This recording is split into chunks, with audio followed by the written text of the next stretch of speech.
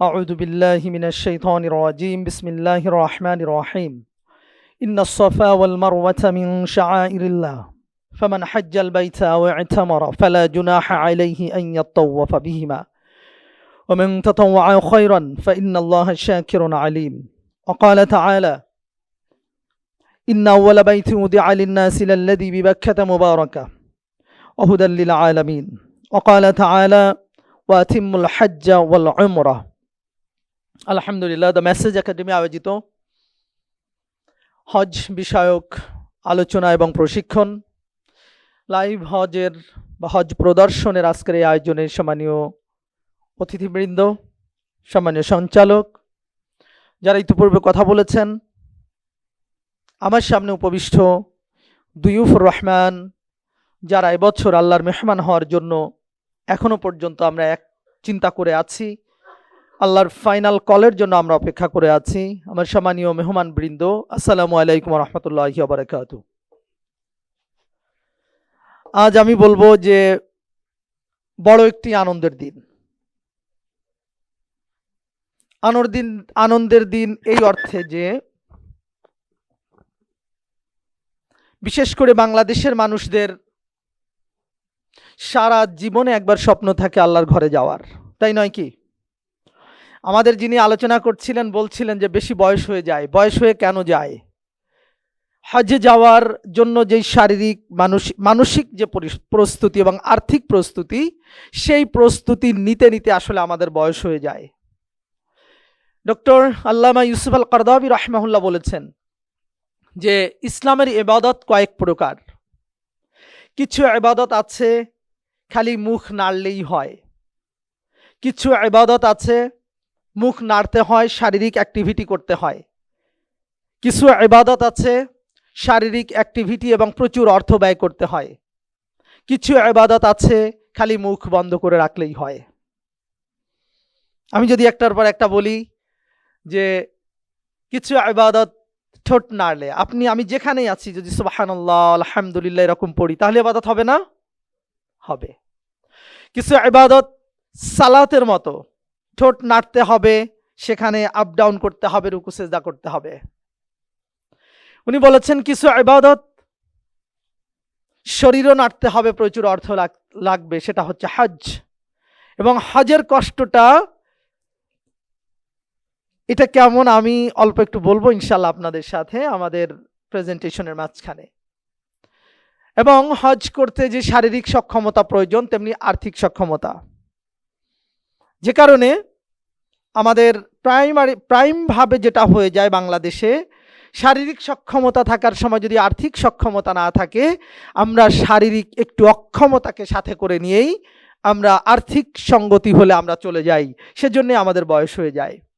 ইউসুফ আল কারদাবী রাহিমাহুল্লাহ বলেছেন যে কিছু ইবাদত মুখ বন্ধ করলে হয়, সেটা হচ্ছে রোজার মাস। আমরা একেবারে সুবহে সাদেক থেকে সূর্যাস্ত পর্যন্ত আমরা মোটামুটি যখন না খেয়ে থাকি, সেটা আমাদের ইবাদত হয়ে যায়। আল্লাহর মেহমান বৃন্দ, আল্লাহ তাআলা আমাদের দিয়ে যেসব ইবাদত করার প্রত্যাশা করেন, আদেশ দেন, এই কাজগুলো একটাও কোনো ধরনের উজরা ব্যতীত নয়, পারিশ্রমিক ছাড়া নয়। প্রত্যেকটাতেই অর্থ জড়িত অথবা অর্থের মূল্যমান জড়িত। তো আল্লাহ রাব্বুল আলামিন এমন কোনো ইবাদত নেই যা আপনাকে আমাকে উজরা দেননি। আমি যদি আরো একটু ক্লিয়ার করে বলি, আল্লাহ তাআলা, এটা একটু সাউন্ড দিতে হবে, ধন্যবাদ। আল্লাহ রাব্বুল আলামিন আপনি যে কোনো ইবাদতকে যদি ধরেন, প্রত্যেকটি ইবাদতে একটা একটা করে উপকারিতা রয়েছে। আমি যে অফিসে চাকরি করছি, যেখানেই থাকছি, আপনি দেখবেন আমরা একটা কন্ট্রাক্ট পেপার সাইন করি। তিনি ডাক্তার হন, হয়তো ব্যারিস্টার হন, শিক্ষক, যেটাই হন না কেন, আল্লাহ রাব্বুল আলামিন দুনিয়াতে পারফরমেন্সের জন্য, জাগতিক জীবনের জন্য যেমন প্রত্যেকটা জায়গায় আমরা একটা কন্ট্রাক্ট পেপার সাইন করি, আল্লাহ রাব্বুল আলামিন আমাদের ওরকম একটা কন্ট্রাক্ট পেপার দিয়েছেন। দুনিয়ার নিয়মে আপনাকে সেবা দিতে হয়, বিনিময়ে তারা উজরা বা পারিশ্রমিক দেয়। কিন্তু আল্লাহর নিয়মে সব কিছুই আল্লাহর, সব কিছুই রব্বুল আলামিনের।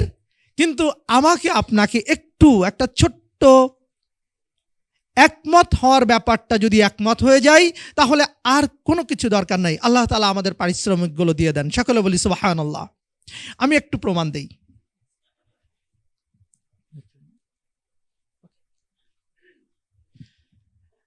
আমি আল্লাহ তাআলা বলেছেন কালামে হাকিমে,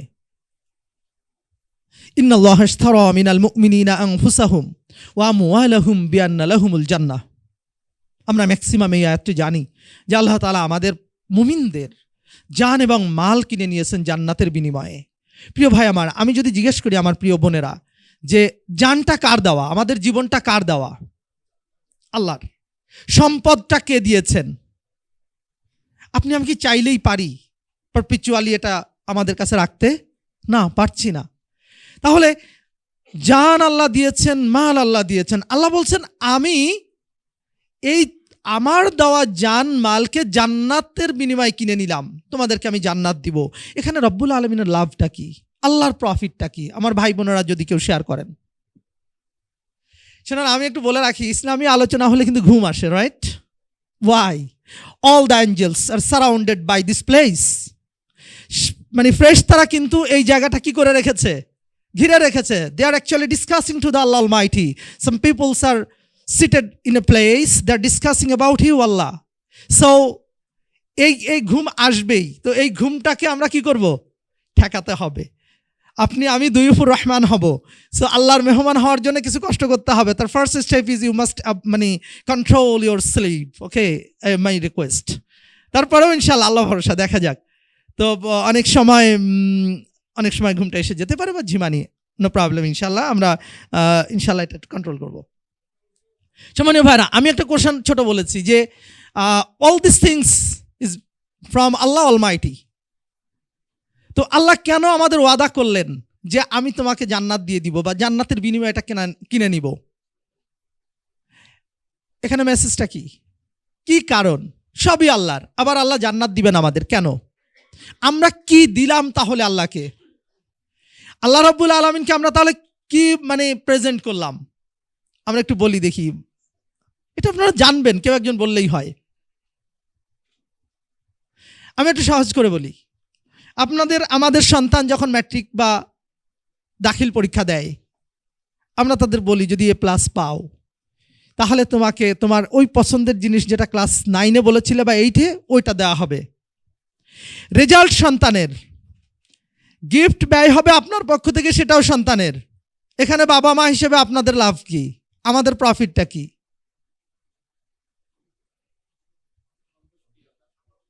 ইয়াস, আল্লাহর সন্তুষ্টি, বাবা মায়ের সন্তুষ্টি। বারাকাল্লাহু ফিকুম। তার মানে হচ্ছে সন্তান যে আপনার আমার কথা শুনে চেষ্টা করেছে, সেই চেষ্টার বিনিময়ে আমি কি দিচ্ছি তাকে? আমি একটা গিফট দিচ্ছি। He or she make me happy. সে আমাকে খুশি করেছে। খুশির বিনিময় হলো আপনার আমার টাকা, আপনার আমার সব কিছু সন্তানকে দিচ্ছি। কারণ রেজাল্ট যদিও তার সমস্যা নেই, আমি তার উপরে খুশি হয়েছি। আমার আল্লাহ রব্বুল আলামিন যা আমাকে নির্দেশ দিয়েছেন কোরআন এবং হাদিসে, রসুল যা বলেছেন, এগুলো পালনের মাধ্যমে যখন আমরা আল্লাহকে সন্তুষ্ট করতে পারি, রব্বুল আলামিন তখন সব কিছু কাকে দিয়ে দেন? বান্দাকে দিয়ে দেন, যদিও সবই তার। সুবহানাল্লাহি ওয়া বিহামদি। তাহলে সম্মানীয় ভাই এবং বোনেরা, আমরা যেই কাজ আমরা করতে যাচ্ছি সেটা হজ, ইসলামের 5টি রোকনের একটি। যতগুলো রোকন, প্রত্যেকটা রোকনের জন্য আল্লাহ তাআলা আমাদের পুরস্কারের ঘোষণা দিয়েছেন, পারিশ্রমিকের ঘোষণা দিয়েছেন। এবং এটা এই কারণে যে আমরা আল্লাহর ওই কথা কাজ যা তিনি নির্দেশ দিয়েছেন সেটা শুধু ফলো করব, তিনি খুশি হয়ে যাবেন। এজন্য তিনি তার সব কিছু দেওয়ার। আল্লাহ আমাকে আপনাকে কেউ ডেকে নাই হজের আগে, কেউ কি রাগ করবেন? কে আছেন যে আল্লাহ আমাকে আপনাকে হজের আগেই ডেকেছেন, অথচ আপনি রাগ করব, অর্থাৎ আপনার হয়তো মৃত্যু হয়ে যাবে? কেউ রাগ করবেন? আমার মনে হয় না। কারণ আমার সব কিছুর চাইতে মহান আল্লাহর রবের সাথে মিলিত হওয়াটা অনেক গুরুত্বপূর্ণ। আমরা রেডি আছি না? ইনশাল্লাহ রেডি আছি, বাট কোন সময় আসবে এটা আমরা জানি না। আমি পুরস্কার দিয়ে শুরু করেছিলাম। হজের পুরস্কার কি? এরপরে আমি একদম মেথডিক্যাল জায়গায় চলে যাব। হজের পুরস্কারের ক্ষেত্রে একটি হাদিস আছে, একেবারেই যারা আমরা রূহের জগতে বলেছিলাম, আল্লাহ জিজ্ঞাসা করেছিলেন আলাস্তু বিরব্বিকুম, আলাস্তু বিরব্বিকুম, আমরা কি উত্তর দিয়েছিলাম? ক্বালু বালা, তারা বলেছিল হ্যাঁ। এরকম একটা নির্দেশনা রয়েছে যে রব্বুল আলামিন কোনো একটা সময় কোনো একটা ক্ষণে জিজ্ঞেস করেছিলেন, নির্দেশনা রেখেছেন, আল্লাহ নবীর মাধ্যমে বলেছেন যে যাদেরকে আল্লাহ দুয়ুফুর রহমান হওয়ার জন্য কবুল করবেন, ইচ্ছা করবেন, তারা তাদের জীবনের যে কোনো অংশে যে কোনো পরিস্থিতিতে কোনো না কোনো একবার কোথায় যেতে পারবে? আল্লাহর ঘরে যেতে পারবে। আমাদের যিনি বক্তব্য দিচ্ছিলেন সম্মানীয় ডক্টর, উনি বলছিলেন যে হজে যাওয়ার না যাওয়ার এরকম অসংখ্য ঘটনা ঘটে থাকে। তো আল্লাহ তাআলা কিন্তু কিছু মানুষকে একেবারেই ওখানে নেবেন বলে কি করে রাখেন? নির্দেশনা দিয়ে রাখেন। এবং দেখবেন সব কিছু রেডি, যাওয়া হয়নি, কোনো কিছুই রেডি না, হঠাৎ করে কি হয়েছে? যাওয়া হয়েছে। আল্লাহ তাআলা এই জায়গাকে আমাকে আপনাকে কানেক্ট করাচ্ছেন কোথায়? আল্লাহ যখন রসুলকে বলেছেন ওয়াদ্দিন ফিন্নাসি বিল হজ্জ, আপনি দ্রুত ঘোষণা করে দেন যে মানুষ যেন হজ করতে আসে, সেটা ঘোড়ার পিঠে হোক অথবা যেভাবেই হোক, পৃথিবীর যে কোনো প্রান্ত থেকে। ওই যে আল্লাহর আহ্বান, ওই আহ্বানে আমি আপনি আল্লাহর ওই সম্মানিত ডাকে আমি আপনি যুক্ত হতে যাচ্ছি। আপনার মর্যাদা আমার মর্যাদা কি ছোট? কখনোই না। দিস দ্য ফার্স্ট, আমার আপনার জন্য প্রেস্টিজ, আমার আপনার জন্য ডিগনিটি, যে আল্লাহ হ্যাজ কল্ড আস, আল্লাহ আমাদের ডেকেছেন, আমরা সেই আল্লাহর ডাকে কি করতে যাচ্ছি? সাড়া দিতে যাচ্ছি।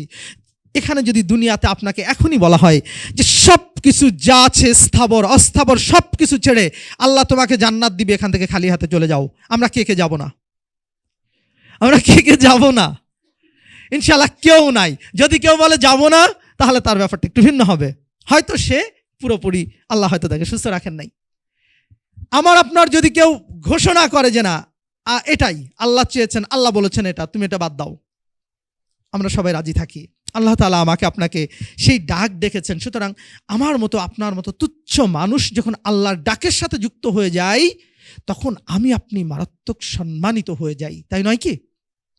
আল্লাহ তাআলা বলছেন লাকাদ খলাকনাল ইনসানা ফি আহসানি তাকওয়িম, আমাকে আপনাকে আল্লাহ বলছেন যে আমি অসম্ভব সুন্দর আকৃতিতে সৃষ্টি করেছি।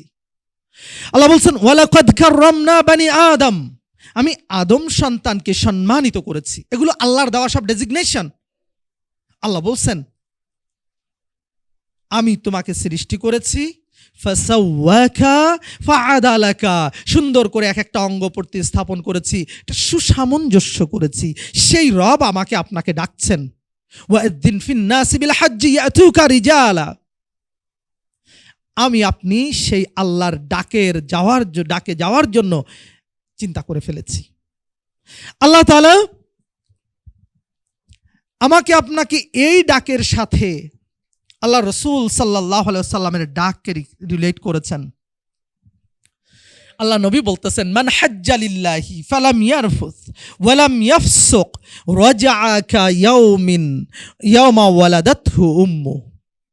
আল্লাহ নবী বলছেন যেই মানুষটা হজ করলো, সেখানে কোনো ধরনের অসুন্দর কাজ করলো না, আল্লাহ এবং রসুল নিষেধ করেছেন এরকম কাজ করলো না, সে আসলো যেন তার মা তাকে সদ্য প্রসব করেছে। সুবহানাল্লাহি ওয়া বিহামদি। এটা কি একটা পুরস্কার নয়? আমার ভাই বলেছেন খাবার কেমন হলো, থাকা কোথায় হলো, ওটা নিয়ে কি চিন্তা হতে হবে?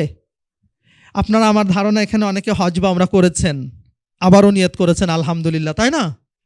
আপনি দেখেছেন আরাফার মাঠে, মুজদালিফায় বা মিনায় কিছু মানুষ আছে পথ হারায়, খুঁজে পায় না, তারা কিন্তু ওই রাস্তায় অথবা আইল্যান্ডে, আমি 12 সালে আলহামদুলিল্লাহ হজ করেছি, সে সময় দেখেছি যে তারা ঘুরে থাকে, শুয়ে থাকে, অনেকে পথ পায় না। পথ হারানো একটা মানুষ আমি তখন কিং সাউথ বিশ্ববিদ্যালয়ে পড়ি, তো আমি আল্লাহর কাছে খুব বলেছি, আল্লাহ আমার কবে আসা হবে ঠিক নেই, তবে আমাদের যাদেরকে মানে যুক্ত করা হবে যেন আল্লাহ আমার নামটা যেন বাদ না যায়। তা আলহামদুলিল্লাহ হয়েছে। এরপরে আমাদের একটা ভালো প্রতিযোগিতা হয়েছিল, সেখানেও আমি আল্লাহকে বলেছি যে আল্লাহ আমার স্মরণ থাকার মতো একটা কিছু দিও তুমি। এবং আলহামদুলিল্লাহ আমাদের যত দেশের, আমরা প্রায় 70টা দেশের ছেলে মেয়ে পড়ি, মোটামুটি যেই পুরো গ্রুপ গেছি আলহামদুলিল্লাহ সে প্রতিযোগিতায়ও আল্লাহ আমার কথা শুনেছেন, আমি একেবারে ফার্স্ট হয়ে গেছি। এবং আমার সেই দিনটা একদম মনে থাকার মতন এখনও আমার চোখের সামনে ভাসে যে আলহামদুলিল্লাহ আল্লাহ আমাকে সম্মানিত করেছেন। এখন ভাই আপনি আমি আল্লাহর কাছে যাওয়ার আমার আপনার পুরস্কার আল্লাহ এটা বলেছেন। আপনি আমি এমন মানুষ, আল্লাহ নবী বলতেছেন আল হজ্জুল মাবরুর লাইসা লাহুল জাযাউ ইল্লাল জান্নাহ। আমি আপনি সেই দুয়ুফুর রহমান হতে চলেছি যার হজ কবুল হয়ে যাবে। আল্লাহ বলছেন আল্লাহ নবীর মাধ্যমে তার পুরস্কার একমাত্র কি হবে? জান্নাত। সুবহানাল্লাহি ওয়া বিহামদি। রব্বুল আলামিনের এই পুরস্কার যখন আমার টার্গেট, তখন একটু কি খেলাম, একটু কোথায় ঘুমালাম, একটু ওয়াশরুমে আগে গেলাম না পরে গেলাম, এ নিয়ে বিতর্ক করা ঠিক হবে? আর একটা কথা বলে রাখি, আমার ভাই বলেছিলেন অগ্রাধিকার আপনি যতটা উপকার করবেন, যদি পথ হারা মানুষকে পথ দেখান, একজন ভাই তার আত্মীয় হারিয়েছে তাকে যদি একটু দেখিয়ে দেন, তিনি কোনো কারণে কোনো জায়গা পাচ্ছে না আপনি যদি দেখিয়ে দেন, প্রিয় ভাই আমার আল্লাহ নবী বলেছেন হজ মাবরুর যেভাবে আপনাকে জান্নাত দিবে ওই কাজের জন্য আল্লাহ তাআলা আপনাকে জান্নাত প্রদান করবেন। সুবহানাল্লাহি ওয়া বিহামদি। সুতরাং আপনি আমি যাব সব জায়গায় টাইমলি, কিন্তু যদি দেখেন কোনো ভাই বোন কোনো একটা কাজে বেঁধে গেছে, তাকেও আমি কি করব? উপকারটা করে দিব ইনশাল্লাহ। আমাদের আসলে এটা মনে রাখবো, কারণ কোনো একটু নোকসানিয়াতের কারণে যদি আপনার আমার হজের একটু ত্রুটি হয়ও, আমার ওই ভাই বোনকে যে আপনি উপকার করেছেন সে হয়তো তার হজ কবুল হতে হবেই, হয়তো তিনি যদি আল্লাহকে বলেন যে আল্লাহ আমার এই বোন আমাকে, আমার এই ভাই আমাকে উপকার করেছে, তুমি তাকে কবুল করে নাও, আমার ডবল হয়ে গেল না? ইনশাআল্লাহ আমরা সেটা মনে রাখবো। সম্মানীয় ভাই এবং বোনেরা আমার, আমি ছোট্ট একটা স্মৃতি রিকল করেই এখানে আমি চলে আসি। সেটা হচ্ছে হযরত ইব্রাহিম আলাইহিস সালাম, সাইয়্যিদুনা ওয়া আবুনা, রাইট? হযরত ইব্রাহিম আলাইহিস সালাম কে ফলো করে দুনিয়ার কয় ধর্মের মানুষেরা? আমরা যদি একটু শেয়ার করি। ঐশ্বরিক সব ধর্মের, তাওরাত, জবুর, ইনজিল, কোরআন যারা আছে তারা, বিশেষ করে যেই ধর্মগুলো একেবারেই ঐশ্বরিক নয় তারা বাদে সকলেই ধন্যবাদ ইব্রাহিম আলাইহিস সালামের দ্বারা মানে ইব্রাহিম আলাইহিস সালামকে সম্মান করে। সেই ইব্রাহিম আলাইহিস সালাম বড় কষ্ট করে তিনি ইসলামের কাজ করেছেন। একজন ডক্টর ভাই বলছিলেন যে ভ্রাতুষ্পুত্র ছাড়া তিনি কেউ সাথে ছিল না। ইব্রাহিম আলাইহিস সালাম সেই ব্যক্তি যাকে অনেকগুলো দেশ ভ্রমণ করে কাবায় আসতে হয়েছে। ইব্রাহিম আলাইহিস সালাম এমন ব্যক্তি যাকে আল্লাহ তাআলা সবচেয়ে প্রিয় প্রিয় জিনিস নিয়ে নেওয়ার পরীক্ষায় ফেলেছেন। ইব্রাহিম আলাইহিস সালাম এমন ব্যক্তি যে যাকে সকল ধর্মের মানুষ অনুসরণ করে। ইব্রাহিম আলাইহিস সালাম এমন মানুষ যিনি আল্লাহর কাছে দোয়া করেছেন, রব্বানা ওয়াবআস ফীহিম রাসূলাম মিনহুম ইয়াতলু আলাইহিম আয়াতিহি। এরকম রব্বানা ওয়াবআস ফীহিম রাসূলাম মিনহুম, হে আমার রব তুমি এই কওমের ভেতরে এমন একজন নবীকে পাঠাও যে তোমার আয়াত তেলাওয়াত করবে, তোমার কথা বলবে। রাসূল আকরাম সাল্লাল্লাহু আলাইহি সাল্লাম হযরত ইব্রাহিম আলাইহিস সালামের এই দুয়ার মাধ্যমে কোন মানুষটা এসেছে আমরা একটু বলতে পারি? হযরত মুহাম্মদুর রাসূলুল্লাহ সাল্লাল্লাহু আলাইহি ওয়াসাল্লাম। ইব্রাহিম আলাইহিস সালামের কর্মকাণ্ডের মাঝে দীর্ঘ বুড়ো বয়সের সন্তান, সেই সন্তানকে নিয়ে আল্লাহ কাবার চত্বরে কাবায় তিনি পরীক্ষা নিয়েছেন। আপনি যখনই যাবেন ওই সাফা মারোয়া দৌড়াবেন, তখনই দেখবেন মনে হবে যে মা হাজেরার প্রত্যেকটা পায়ের ধ্বনি আপনি শুনছেন, রাইট? মা হাজেরা এখানে ওখানে উঠে তাকাচ্ছেন কোন দিকে কোনো মানুষ আছে কিনা। কেন? শিশু মারা যাচ্ছে, তাই নয় কি? সেই শিশু যাকে ইব্রাহিম আলাইহিস সালাম তেমন কোনো কথা না বলেই রেখে চলে গেলেন, তাই না? মা হাজেরা খালি জিজ্ঞাসা করেছিলেন এক পর্যায়ে যে আপনি কি আল্লাহর নির্দেশে রেখে যাচ্ছেন? তিনি কি বলেছিলেন? হ্যাঁ। তখন হযরত হাজেরা রাদিয়াল্লাহু আনহা আকাশে একটা লেখা দেখতে পেয়েছিলেন, তার ভাষ্য ছিল যে আল্লাহ আপনাকে কখনো কি করবেন না, শেষ করে দিবেন না। হযরত হাজেরা রাদিয়াল্লাহু আনহা আর দ্বিতীয় কোনো কথা বলেননি, থেকে গেলেন হযরত ইসমাঈল আলাইহিস সালাম। মা বিচলিত। আল্লাহর রহমতে দেখা গেল পায়ের আঘাতে পানি বের হচ্ছে। জুরহুম গোত্রের লোকেরা দূর থেকে দেখলো ইয়ামেন থেকে আগত যে অনেকগুলো পাখি নড়াচড়া করছে, উঠছে। আরব মেধা বড় শক্তিশালী মেধা, তারা অনেক কিছু দেখে অনেক কল্পনা করতে পারে। পাখি দেখে বুঝলো যে এখানে নিশ্চয়ই পানি আছে। মা হাজেরা শিশুপুত্র, পানি চলে যাচ্ছে, তিনি চেষ্টা করছেন পাথর টাথর দিয়ে একটু আটকানোর। গোত্রপ্রধান জুরহুম গোত্রের লোকেরা আসলো, বলল আমাদের তুমি থাকতে দেবে? বলে এক শর্তে থাকতে দিতে পারি, এখান থেকে চলে যাওয়া যাবে না। তারা শর্ত মানল। মানুষ তো মানুষ চায়, মানুষ ছাড়া মানুষ থাকতে পারে না। এই এক শর্তে ওখানে থেকে গেল তারা, এবং সেই থাকার মাধ্যমে এই অনারব, অসুন্দর আরব, তপ্তময় বালুকাময় আরব একেবারেই ফুলে ফলে সুশোভিত হয়ে গেল। আপনি যখন ওখানে হাঁটবেন, জমজমের পানি খাবেন, আপনার মনে পড়বে নিশ্চয়ই তখন যেটা সেই ৪,৫০০ বছর আগের মা হাজেরা শিশু ইসমাইলের পায়ের আঘাতে বের হওয়া পানি আপনি আমি খাচ্ছি, পান করছি, গায়ে মাখছি। মনে পড়বে না ইনশাল্লাহ? মনে পড়তেই হবে। এবং মা হাজেরার জন্য দোয়া হবে, হযরত ইসমাইল আলাইহিস সালামের দোয়া হবে। ইব্রাহিম আলাইহিস সালাম এত কিছুর ভিড়ে দোয়া করে গেলেন, রব্বানা ওয়াবআথ ফীহিম রাসূলা। সেই রসুলকে আমরা পেয়েছি। সেই রসুলের দোয়া, ইব্রাহিমের দোয়ার মতো আপনি আমি কাবার গ্লাফ ধরে দোয়া করে আসবো, ইয়া আল্লাহ আমি তো ভালো হতে পারিনি, আমার ছেলে মেয়েদের ভেতর থেকে এরকম এমন একজন মানুষ বানাইও তুমি যে যেন সারা দুনিয়ার অন্ধকারের ভেতরে কোরআনের মশালটা নিয়ে হেঁটে বেড়ায়। এই দোয়া করা যাবে না? ইনশাল্লাহ করতে হবে। কারণ আজকে যেই বয়সে আপনাদের, আমি বুঝি অল্প অল্প, যে আমাদের যেই ফিলিংস নিশ্চয়ই আপনার হয়তো 25-এ সেটা ছিল না। যেই মা বোন ভাইয়েরা বাবারা এসেছেন এখানে, যারা 50-55, তারা মনে হয় যেন ইস যদি 30-এ ফিরে যেতে পারতাম, আজকে যদি যে ইবাদত করি ওই সময় যদি করতাম, এরকম মনে হয় না ভাই বোনেরা? তা কি সম্ভব? আমাদের আরবিতে একটা প্রবাদ বলে, লাইতা শাবাবা ইয়াউদু, হায় আমার যৌবন বয়সটা যদি ফিরে আসতো। তা কি আসার? না, আসবে না। কিন্তু আমরা এই যৌবন বয়স না আসুক, এই যা সময় আছে প্রচণ্ডভাবে এটাকে আমরা মিনিংফুল করতে পারি। সেই মিনিংফুল করার একটা বড় অবারিত সুযোগ হচ্ছে আপনি আল্লাহর মেহমান হয়েছেন। আপনি ওখানে যে জীবনে যা হয়নি, যা অপূর্ণতা ছিল, যা পাওয়া যায়নি, আপনি প্রত্যেকটা আল্লাহকে বলে আসবেন। ফেরার পরে দেখবেন প্রত্যেকটাই কি হয়ে যাবে ইনশাআল্লাহ, আল্লাহ তাআলা দেয়া শুরু করবেন ইনশাআল্লাহ। এবং সবচাইতে বড় গিফট হবে আপনার কায়াউমিন ওয়ালাদাতহু উম্মুহু। আপনি আসবেন, আপনার একদম কোনো গুনাহ থাকবে না ইনশাআল্লাহ। সেইভাবেই আমরা ইনশাআল্লাহ নিয়াত করি, সেভাবেই যাব। আমার প্রেজেন্টেশনের ছোট ছোট কয়েকটা ইস্যু আপনাদের সবার মুখস্থ আছে, আমি সিরিয়াসলি জানি। কারণ যারা হজের নিয়াত করেছেন তারা কেউ বসে নেই, তারা সবাই যত যেখানে যা দোয়া আছে সব কি করার কথা, মুখস্থ করার চেষ্টা করার কথা। এবং আমরা একটু যাব ইনশাআল্লাহ সেখানে। আমাদের সময়ের একটু স্বল্পতা আছে, আমি বেশি না, আমি 9টা মানে বেশি নেই, হয়তো 5-7-10 মিনিট বা 15 মিনিট হায়েস্ট আমি একটু কথা বলবো ইনশাআল্লাহ। আমাদের হজের পরিচয় পরিচিতির জায়গা, বিধান এবং তাৎপর্য। হজ মানে আমরা সবাই জানি সংকল্প করা।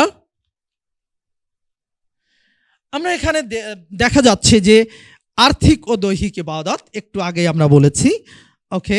এরপরে হচ্ছে আবিধানিক কিছু অর্থ আছে, আবিধানিক অর্থ অত জরুরি না। এক কথায় হচ্ছে ইচ্ছা করা, আল্লাহ রাব্বুল আলামিনের কাছে যাওয়ার ইচ্ছা করাটাই কি হজ। তারপরেও যদি একেবারেই আমি একটু বলি তাহলে হচ্ছে বলা হচ্ছে হুয়াল কাসদ। হজ মানে হচ্ছে ইচ্ছা করা। হজ ইচ্ছা করা, এখানে আরো কয়েকটা ইস্যু আছে। হজের জন্য কয়েকটি আলাদা করে ডেজিগনেশন আছে, তা হচ্ছে ঈমান ও জিহাদের পর সর্বোত্তম আমল হচ্ছে হজ। তাহলে যিনি ঈমান এনেছেন, যিনি জিহাদ করতে পারেন, আল্লাহ তাকে যে দুটো শক্তি সাহস তাকে দেননি, বাট তিনি হয়তো টাকা পয়সাওয়ালা, তাহলে তার কি করতে হবে? ও দুটোর পাশাপাশি হজ করতে হবে।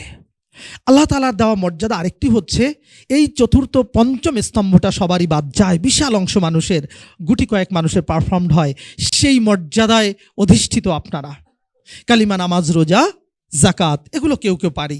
হজ অনেকের জন্যই কঠিন, কিন্তু আল্লাহ তাআলা আপনাকে আমাকে সুযোগ দিয়েছেন, এটাও আরেকটা পুরস্কার। হজ এমন সকল গুনাহ মাফ করে দেয়।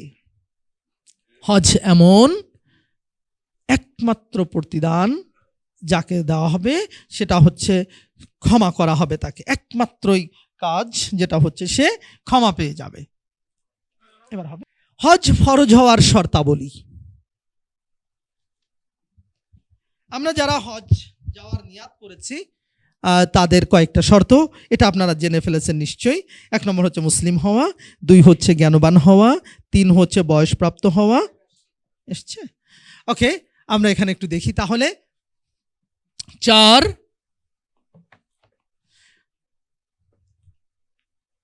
নম্বর হচ্ছে স্বাধীন হওয়া, 5 আর্থিক সক্ষমতা থাকা, হজ ফরজ হওয়ার জ্ঞান থাকা, 7 হচ্ছে সঠিক সময় হওয়া।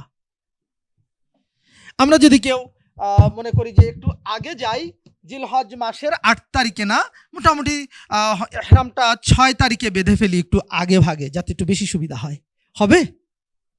কেউ যদি 6 তারিখে ইহরাম বেঁধে ফেলে, 7 না, হবে না, 8 তারিখেই বাঁধতে হবে। এবং আলহামদুলিল্লাহ এই জায়গাগুলো আমাদের একটু মনে রাখবো। এগুলো ইনশাআল্লাহ আপনারা যে সকল শেখ বা উলামা ইকরাম হয়তো সাথে থাকবেন, তাদের মাধ্যমে ইনশাআল্লাহ কিছু বিষয় আমরা জেনে যেতে পারবো। তারপরে হচ্ছে পরের স্লাইডটা আমরা একটু যাই। হজ ওয়াজিব হওয়ার শর্তাবলী। শারীরিক সুস্থতা থাকতে হবে, নিরাপদ রাস্তাঘাট, কারাবন্দী হওয়া না হওয়া, এবং মেয়েদের ক্ষেত্রে সাথে মাহরাম থাকা, এবং মেয়েরা ইদ্যৎকালীন সময় না হওয়া। এইখানে আমাদের যারা বাংলাদেশের আছি আলহামদুলিল্লাহ, প্রত্যেক নারী মাহরাম সহই যাব ইনশাআল্লাহ। কিন্তু এইখানে এই পয়েন্টে এসে 4 নম্বরে দুনিয়াতে এখন একটু মতামত হচ্ছে। আমি নিশ্চয়ই কথা বলছি একটা একাডেমিক এডুকেটেড গ্রুপের সাথে, এটা বাইরে বলার জন্য নয়। আজকালকার ইউরোপ আমেরিকা বা যারা সলভেন্ট নারী, কোনো কারণে ফ্যামিলি নাই, অথবা সলভেন্ট নারী যার বাবা মা সবাই নন মুসলিম, তার ক্ষেত্রে কি হবে? এবং ধরুন রাস্তাঘাট সবই নিরাপদ আছে, তিনি ওভাবে হয়তো একজন গাইড নিয়েছেন, তিনি হয়তো ওভাবে তার হুইল চেয়ার নিয়েছেন, যেটা হয় হজের তাওয়াফের সময় বা তাওয়াফে জিয়ারতের সময় প্রচণ্ড চাপ এবং ভিড় হয়, কখনো কখনো অক্সিজেনের ঘাটতি হয়, এবং যেহেতু নারী পুরুষ সব একই সাথে কি করা পড়ে, তাওয়াফ করা পড়ে, তো সেখানে কোনো অসুবিধা হতে পারে। তখন এই নারীকে, বিশেষ করে মেয়েদেরকে রক্ষার দায়িত্বটা কার? এই জন্য খুব প্রয়োজন মাহরাম আত্মীয়। তো ডক্টর ইউসুফ আল কারজাবি রাহিমাহুল্লাহ কিছুটা সফট মতামত একটু বলেছেন। হ্যাঁ, যদি কেউ সব কিছু এরকম শিওর করতে পারে, রাস্তা ঠিক থাকে, কখনো কখনো কোনো নারী এরকম সলভেন্ট যার কেহই মুসলিম না, সে ইসলাম গ্রহণ করেছে, সে কোনোভাবে চলে আসতে পারবে। এটা ভেরি এক্সেপশনাল, এবং এটা খুবই একটা আলাদা মত, যেটা অ্যাজ এ হোল সবার জন্য বলারও না, বলার বিষয়ও না। তবে আমাদের অডিয়েন্সটা যেহেতু খুব বড় এবং শিক্ষিত মানুষ, এজন্য একটু বলা উচিত। বদলি হজ একটা ইস্যু আছে, এটা আমরা জানি যে কেউ যদি সক্ষম মানুষ, অর্থ আছে, সবই আছে, শারীরিকভাবে ভালো নেই, তিনি কি করতে পারেন? বদলি হজ করাতে পারেন। আমরা আগেই বলেছি, আগেই শেয়ার করা হয়েছে যে হজটা হচ্ছে দুটো ইবাদত, দুটোর সমন্বয়ে, অর্থ এবং সামর্থ্য, অর্থাৎ শারীরিক সামর্থ্য, সেটা না থাকলে এরকম। হজের ক্ষেত্রে এই ফরজ ওয়াজিব আদায়ের ক্ষেত্রে বা হজের কাজ আদায়ের ক্ষেত্রে আমরা কোনোটা তাড়াহুড়া করব না। দ্যাট মিনস এটা আমাকে করতেই হবে এমন নয়। আল্লাহ আমাকে যতবার উমরা করিয়েছেন, হজ আমি একবার করেছি, তো সেক্ষেত্রে সবারই একটু আশা থাকে হাজরুল আসওয়াদের ওখানে যাওয়ার। এইটা কাউকে কষ্ট দিয়ে না যাওয়াটা ইসলামের বিধান। এবং ওখানে মনে করেন আমরা এখানে সবচেয়ে যে লম্বা মানুষটা, সে ওখানে কারো কারো বাহুর নিচেই পড়ে যাবে, এর চাইতে আরো লম্বা মানুষ কি আছে। তা আমি খুব লাকি আলহামদুলিল্লাহ। আমি একদিন রাত প্রায় 2:30টায় আমি তাওয়াফ করছি, একটু ওমরার এমনি তাওয়াফ করতেছি। আমি দেখলাম একদম ঠিক রুকনে ইয়ামানি থেকে সামনে গিয়েছি, ওই জায়গাটা ফাঁকা। আমি আল্লাহর রহমতে ঢুকলাম। চাপ তারপরেও খেয়েছি, মানে ভালোই চাপ খেয়েছি, মানে একেবারেই দম কিছুক্ষণ যেন বন্ধ হয়েছে এরকম হদ্দ। তারপরেও আলহামদুলিল্লাহ একবার আমি ওটাতে চুমা দিতে পেরেছি। তা আমি খুব যে ইচ্ছা করেছি তা না, কিন্তু কোনো একবার ওমরার সফরে আলহামদুলিল্লাহ এটা করিয়েছেন। তো এইটা ওখানেও আমি একটু ফিলিংস শেয়ার করি যে দ্যাট ওয়াজ দ্য স্টোন। ওইটা ওমর রাদিয়াল্লাহু আনহু বলেছিলেন যে আমি তোমাকে চুমা দিতাম না যদি না নবীজি দিতেন। এবং I recall my memories that the stone, সেইটাকে চুমা দিয়েছেন সকল আম্বিয়া একরাম, রাইট? সবাই। The yard of Kaaba, all the prophets were there at the night of Mi'raj, right? মেরাজের রাতে কিন্তু সবাই কি ওখানে হাজির হয়েছিলেন। ওই কাবার চত্বরে আপনি যখন হাঁটবেন মনে হবে ও প্রিয় নবীর হাঁটার পথে মনে হয় আমার হাঁটাটা পড়লো, রাইট? মনে হলো ইউনূস আলাইহিস সালামের পায়ের কাছে মনে হয় আমার পাটা পড়লো। এমন হবে না? যেই Kaaba, that was the first situated established home at the universe. ওই ঘরটা দুনিয়ার প্রথম ঘর, এ ব্যাপারে কোনো স্থাপত্যবিদের দ্বিমত নাই। দুই একজন দুষ্টামি করতে চেয়েছে, সম্ভব না সেটা। ওরিয়েন্টালিস্টদের কেউ কেউ বলেছে না এটা নয়, কিন্তু নো, কাজ হবে না। এই কাবা আল্লাহ বলেছেন বিবাখ্যাতা মুবারাকা, ইন্না আউওয়ালা বাইতিন উদিয়া লিন-নাসি বিবাখ্যাতা। আপনি ওই ঘর দেখবেন আর চিন্তা করবেন this is the house first established by the Allah Almighty in this universe. আপনি চিন্তা করবেন যে হাজরুল আসওয়াদ ওটা রসুলের হাতে রাখা, রাইট? ওই ওয়ালটা কি ভেঙেছিল? না, অন্যটা সংস্কার হয়েছে। এবং কাবার গোত্রের ভেতরে যখন গঞ্জাম লেগেছে, রসুল সাল্লাল্লাহু আলাইহি ওয়াসাল্লাম এট দ্য 35 এজ তিনি তাদের এই গঞ্জামটা মিটিয়েছিলেন। তিনি বলেছিলেন সকল গোত্রের লোকেরা আসো, কাপড় রাখো। তিনি হাত দিয়ে হাজরুল আসওয়াদ রেখেছেন, তাই না? আপনি যদি যেতে পারেন লাকি, আপনি হাত দিলে বুঝবেন যে these are the stone it touched by Prophet Muhammad sallallahu alaihi wasallam, যে এটাকে আল্লাহ নবী কি করেছিলেন। এইগুলো দেখে আমি যখন এক উমরার সফরে বসে আছি, এক পাকিস্তানি ভদ্রলোক 100+ বলছে, আমি 100+, উর্দুতে বা উর্দুতেই বলেছে, আমি কিছুটা বুঝছি। পরে বলছে তুমি একটু সরে বসো, আমি একটু আল্লাহর কাবাটাকে দেখি। সুবহানাল্লাহ, তার ফিলিংস।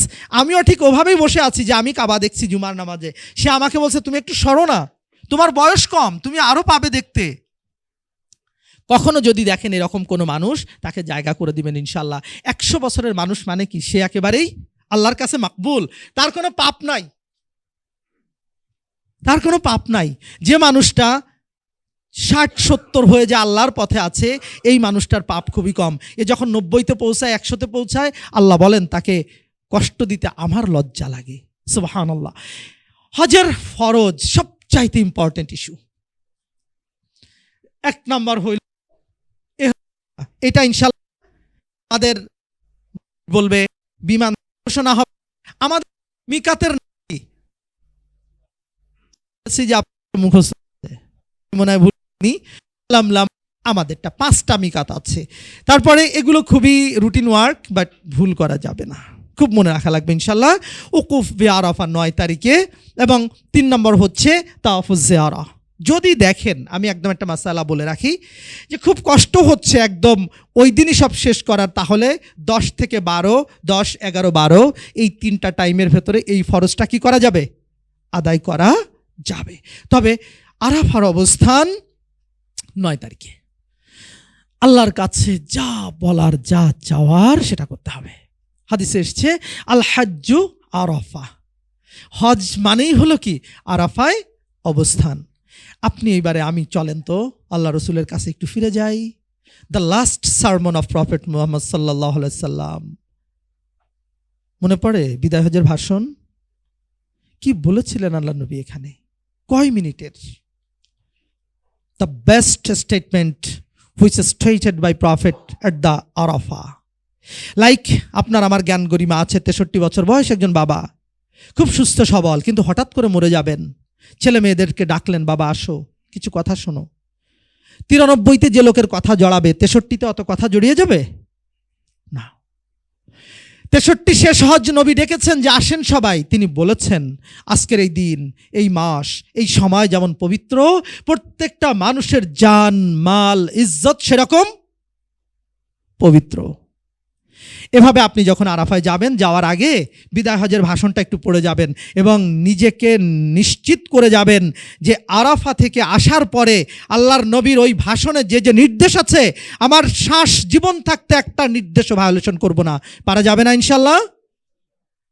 আপনি যদি এটা নিশ্চিত হন, আল্লাহ আপনার হজকে কবুল করবেন, এটাও আপনি ইনশাল্লাহ নিশ্চিত হয়ে নেন। তার কিছু সিমটম থাকবে। যিনি ধরুন 45 বছর বয়স হয়েছে, বোনের হক ফাঁকি দিয়েছেন, প্রতিবেশীর হক ফাঁকি দিয়েছেন, আল্লাহর নবী আমরা যারা দিয়েছি, ভারতের সব জায়গায় ওই বিদায় হজের ভাষণে বলেছে মানুষকে এটা করবা না। আমরা যেই নারী আমার ওয়াইফকে কষ্ট দিয়েছি, আমার ওয়াইফ যে হাজব্যান্ডকে কষ্ট দিয়েছি, আল্লাহর নবী সেটাও বলেছেন, they are committed partner each other. তাহলে সেই ভুলগুলো আমরা করব না।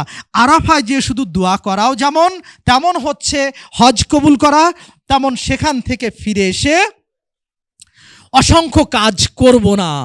নবীর ভাষণের আলোকে সেরকম একটা আজিমত, দৃঢ় সিদ্ধান্ত নিয়ে আসা। পারা যাবে না ইনশাল্লাহ? আমাদের একটু নেক্সট স্লাইডে আমরা যাই। হজের প্রকার। হজের প্রকারের ভেতরে 3 প্রকার না? ইফরাদ কে কে করার নিয়াত করেছেন ভাইয়া? এর পরের স্লাইডটা একটু।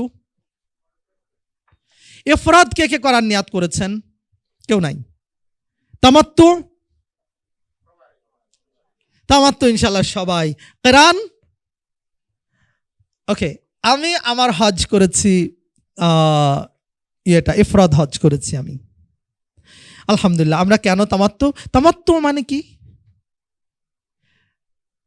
আল মাতা, আল্লাহ বলছে না আদ দুনিয়া কুল্লুহা মাতা মাতাউন তামাত্তাআ ইয়াতামাত্তাউ, মাতাআ ইয়ামতাউ, এটার মানে হলো কিছুটা মানে সুখ নেওয়া, মজা পাওয়া, ভালো লাগা, এরকম। তার মানে হচ্ছে আপনি একটানা কষ্ট করবেন না, হজ উমরা করবেন, তারপরে কিছুটা এহরাম ছেড়ে দিবেন। এহরাম ছাড়াটাই কি একটা ভালো লাগার ইস্যু, কারণ একটানা সাদা কাপড় একটানে পরে থাকা কষ্ট। আমার সবচেয়ে কষ্ট হতো মনে হয় যে আল্লাহ 3 দিন কিভাবে পরে থাকবো এই কাপড়। ওকে, তো মানে আপনি এহরাম মানে উমরা করবেন, গ্যাপ দিবেন, এহরাম ভেঙে ফেলবেন, তারপরে আবার এহরাম করে কি করবেন? হজের কাজ। কারণ কিরানটা হচ্ছে কারনুন মানে শিং, আরবিতে গরুর শিং যেমন এটা এটা এক জায়গায় থাকে, এই মাথায় একটা এই পাশে একটা, তার মানে কি একই জায়গায় দুটো জিনিস। কিরান হইল এমন যে যারা একই এহরামে হজ এবং উমরা করবে, তা এটা কিরান। আর ইফরাদ তো খালি একটাই নিয়াত, সেটা গেল। তো এভাবে ইনশাআল্লাহ আমরা, আপনারা যেহেতু তামাত্তু নিয়াত করেছেন আলহামদুলিল্লাহ, সেভাবেই যেখান থেকে আবার এহরাম করে নিতে হবে নেবেন। এ বিষয়গুলো আপনাদের সবই জানা আছে। আমরা সর্বশেষ দিকে যাব আমার স্লাইডে, হজের শিক্ষায় আমরা একটু চলে যাই। আমার ভাইয়েরা একটু হেল্প করুন। এটা বলার পরে ইনশাআল্লাহ আর তেমন কোনো কাজ থাকবে না। আমি আগেই বলেছি যে হজ এমন একটা ইবাদত, আরও পরের স্লাইড, যে এর পারিশ্রমিক আল্লাহ এবং নবী আগেই ঘোষণা করেছেন। তার বড় পারিশ্রমিক হলো আপনি আমি সদ্য ভূমিষ্ঠ জাত সন্তানের মতো হয়ে যাব। আমার আপনার একমাত্র এটার উজরা, সেটা হচ্ছে কি বলেন? আমার একমাত্র পারিশ্রমিক কবুল হজের কি, সেটা জান্নাত। এবং এজন্যই আমরা ছুটে বেড়াচ্ছি। আমরা আরেকটু চলে যাই, হজের শিক্ষাতে চলে যাব একেবারে। এর আগে এটার আগেরটা একটু কাইন্ডলি দেন তো, আমার সময় শেষ, লাগবে না। এইটা কি নিয়ে আসবো আমরা দুইফুর রহমান হওয়ার পরে? আল্লাহর হাত থেকে আমার প্রাইজ কি হবে? কাবার চত্বর, জমজম কূপ, পানি, হাজরুল আসওয়াদ দেখে আসবো, আরাফা দেখে আসবো, এই সকল জায়গায় আম্বিয়া একরাম ঘুরেছেন। আমি কি নিয়ে আসবো ভাই? আমার নিয়ে আসা পূর্ণ আত্মসমর্পণ। আমি আগেই বলেছি, ওখান থেকে আসার পরে যেহেতু আল্লাহ আপনাকে কবুল করেছেন, দুনিয়ার কি আপনাকে ঠকায়? কেউ যদি আপনাকে উত্তরমুখী ফ্ল্যাট না দেয়, তা কি হয়েছে? আপনাকে আল্লাহ ফ্ল্যাট কোথায় দেবেন? কেউ যদি আপনাকে একটু জমি বঞ্চিত করে, আপনি কি করবেন? মারামারি করবেন না, আপনি ওই কাজ করেন না, কারণ ওই জমিন আল্লাহর কাছে অনেক আছে যা জান্নাতে আপনাকে দিবে। আপনি কমপ্লিটলি আত্মসমর্পণ করে এসেছেন, আল্লাহ সে অসংখ্য, আপনি খালি দোয়া করবেন যে আল্লাহকে হেদায়েত দিক। দেখবেন, আমি গতকাল, এটা সত্য মিথ্যা জানি না, ফেসবুকে একজন লিখছে, তার বোন লিখেছে যে আমার 3 ভাই যেন আমার জানা যায় না আসে। How the curse his or her earthly life. এই স্টেটমেন্ট যদি সত্য হয়ে থাকে, আল্লাহর আখেরাতে তার মাপ পাইতে বড় কঠিন হয়ে যাবে। কারণ হক্কুল ইবাদ আল্লাহ তাআলা কি করবেন না? শহীদদেরও ক্ষমা করবেন না। সো আমি কমপ্লিটলি আত্মসমর্পণ করে আসব সেই আরাফার ময়দানে, যেই আল্লাহ আমাকে কাবা দেখিয়েছেন, হজ করিয়েছেন, এত শক্তি দিয়েছেন। দুনিয়ার কি চাই আমি ভাই বোন? 2 হচ্ছে আরাম শৌখিনতা, এটা ত্যাগ এবং বিসর্জনের শিক্ষা আমরা আনবো। ধৈর্য এবং শৃঙ্খলা থাকবে, পরকালের স্মরণ থাকবে, উম্মার ঐক্য থাকবে। আমার ছোট কথা দিয়ে শেষ করি। যারা হজ করে এসেছে 5 মিনিট কথা বলেছেন, এরকম কে কে ভাই আছেন? হজ বা উমরা করে এসেছে, তার সাথে আপনি 2-1 মিনিট কথা বলেছেন, আমি একটু হাত দেখতে চাই। ওকে, আপনি ধরেন জমি কিনতে গেছেন অথবা দোকানের ডিল করতে গেছেন, যাই পারপাসে যান না কেন, সেই ভাই যে হজ উমরা করে এসেছে, সে কি কোনো ফর্মে তার হজ উমরার স্মৃতির শেয়ার করেছে আপনার সাথে? করেনি? আমি নিশ্চিত যে সে করেছে, এবং সেটাই হচ্ছে এইটা তার মূলত অন্তরে গেঁথে গেছে। এইটা তার অন্তরে গেঁথে গেছে। এবং আমি আল্লাহর কাছে দোয়া করব, আমরা যখন হজ থেকে ফিরব, আল্লাহ যেন আমাদেরকে কি করেন? শিশুর মতো করে দেন। আল্লাহ এবং নবী যেই পারিশ্রমিকের কথা বলেছেন, আমি আপনি যেন সেই পারিশ্রমিকটা আল্লাহর কাছ থেকে নিয়ে আসতে পারি। চেষ্টা করা যাবে না ইনশাল্লাহ? এবং সর্বশেষ কথা ওটাই, আপনি যাবেন, আমরা এখানে থাকব, আপনাদের জন্য আমরা দোয়া করব। আপনারা ইনশাল্লাহ আরাফার ময়দানে, তাওয়াফের ক্ষেত্রে যত জায়গায় যাবেন, আপনি আল্লাহর কাছে যা চাবেন, আপনার এই মেট, এই ভাই, এই আয়োজক, আমি, আমাদের সন্তানাদি, আপনাদের সন্তানাদি, কারোর জন্য যেন আল্লাহর কাছে সবচাইতে বড়টা প্রত্যাশা করতে আমরা ভুল না করি।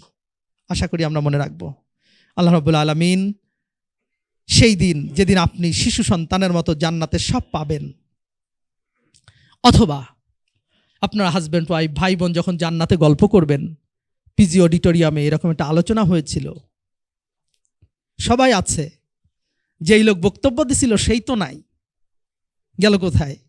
হতে পারে আমি আমার আল্লাহর কাছে আমি হতে পারিনি, জাহান্নামে চলে গেছি, আল্লাহ মাফ করুন।